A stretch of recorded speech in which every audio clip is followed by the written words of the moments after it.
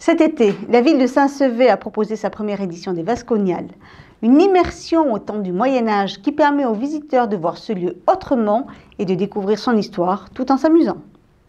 Le temps d'un week-end, Saint-Sever a revêti ses couleurs d'antan.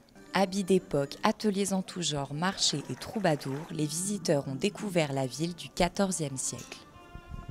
Les principales étapes de l'histoire de la ville vont se jouer dans les différentes placettes et différents lieux, notamment le cloître de l'abbaye, donc l'occasion pour les gens de déambuler et au travers de l'histoire qui est racontée et jouée, de découvrir la richesse patrimoniale de Saint-Sever. Plus de 200 bénévoles se sont joints aux professionnels pour animer cette journée festive et attiser la curiosité des visiteurs.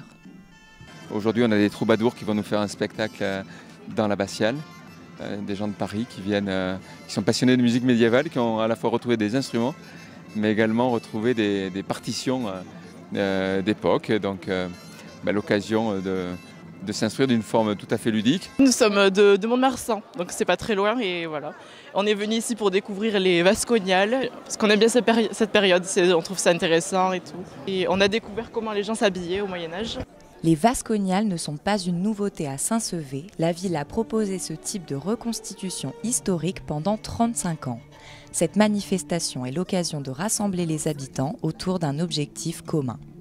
C'est quelque chose qui germait dans l'esprit de certains depuis 1 voire 2 ans et qui avait une certaine nostalgie de la période où l'on organisait un spectacle comme celui-ci à Saint-Sever qui était intéressant pour pouvoir fédérer les gens, socialiser les gens, faire se rencontrer des gens. Et franchement, c'est une très belle expérience parce que ça permet aux gens de se connaître les uns les autres. Parfois, on a un voisin, on ne le connaît pas.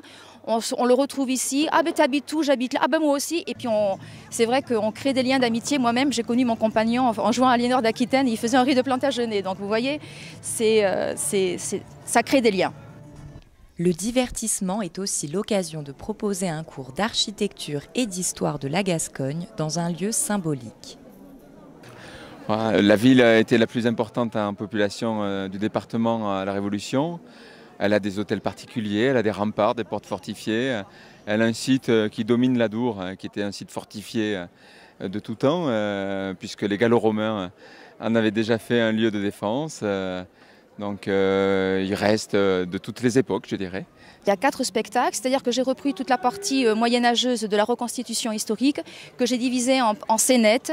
Nous allons parler de l'arrivée de Guillaume Sanche dans notre ville avec la construction de l'abbaye sous Grégoire de Montaner, sous l'abbé Grégoire de Montaner. Ensuite, nous allons avoir la vie des moines avec l'histoire du Béatus qui se fera dans l'abbatiale. Dans la scénette du pariage, eh bien, l'abbé chef de la communauté de Saint-Sever parle.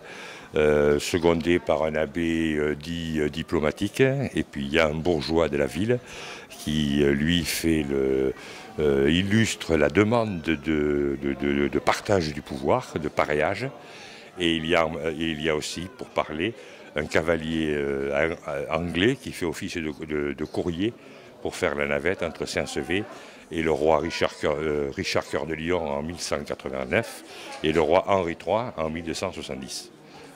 Parce qu'il ne faut pas oublier que Saint-Sever était sous suzeraineté anglaise pendant 3 siècles, 300 ans, et après est devenue française avec l'arrivée de Charles VII. Donc on va revivre tout ça. Les Vasconiales de Saint-Sever ont connu un record d'affluence. Cette première édition est donc le début d'une grande aventure.